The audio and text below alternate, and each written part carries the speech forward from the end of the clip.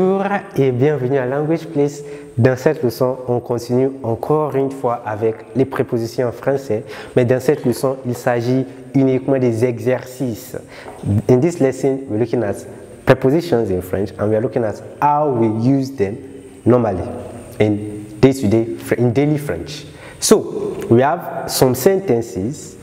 As we can see, the spaces, we have to fill these spaces with the correct prepositions. How do you know? Through the context. How do you know which preposition you have to use in each sentence? You read the sentence first and you look for which preposition is lacking. So, let's see the first sentence. Sébastien joue toujours ses frères parce qu'il les aime.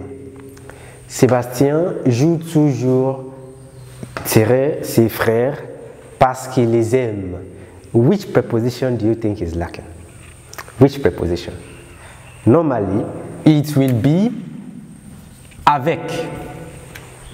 Sébastien joue toujours avec ses frères parce qu'il les aime. Why? Because we have Sébastien joue toujours, that is Sébastien always plays, and then we have his brothers. How does playing relate with his brothers? It is surely he plays with his brothers. Very obvious.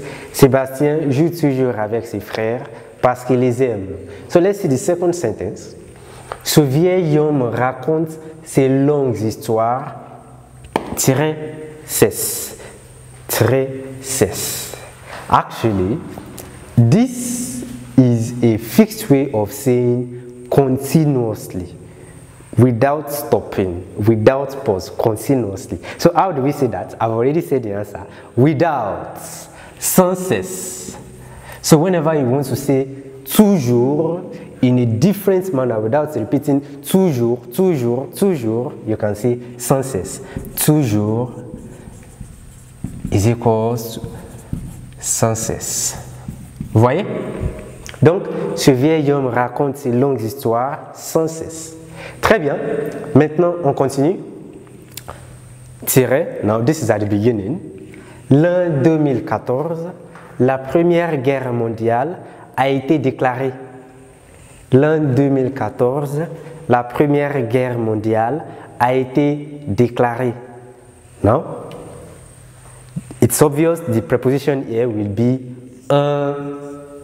l'an 2014. Remember we said whenever you want to express the time when an event takes place, probably within a year, we use the preposition en l'an 2014, la Première Guerre mondiale a été déclarée. Très bien. Maintenant, la phrase suivante. I wrote that already. Habituellement, Chloé dort de 22h à 6h. So let's change this and write it. I want to change the time period. I could say 23h-5h. What would this be? 23h-5h. This will surely be 2 because we are starting from a particular time till this particular time. So we say 2 à, that is from from 11 p.m. till 5 a.m. Habituellement, Chloé dort de 23h à 5h. Très bien. Maintenant, on continue. So the next sentence. Écrire. Le professeur se tient debout. Écrire. Le professeur se tient debout. This is from the verb se tenir debout. Se tenir debout means to stand, to be in the standing position, to be on one's feet. Se tenir debout. Donc si je dis le professeur se tient debout, that means the teacher is on his feet. So, why is the teacher on his feet? That is what is expressed here. So which preposition will this be? It will surely be pour écrire. Pour écrire. Pour is used to express goal, why something is happening. So I say, le professeur se tient debout pour écrire. Le professeur se tient debout pour écrire. Très bien, la phrase suivante. Je dois faire la vaisselle. Je dois faire la vaisselle. Tirer l'arrivée de ma mère. Je dois faire la vaisselle. Tirer l'arrivée de ma mère. Let me explain this. This means I must wash the dishes. Dash the arrival of my mom.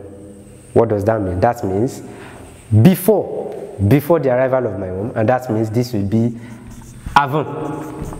I must wash the dishes before my mom arrives, before the arrival of my mom.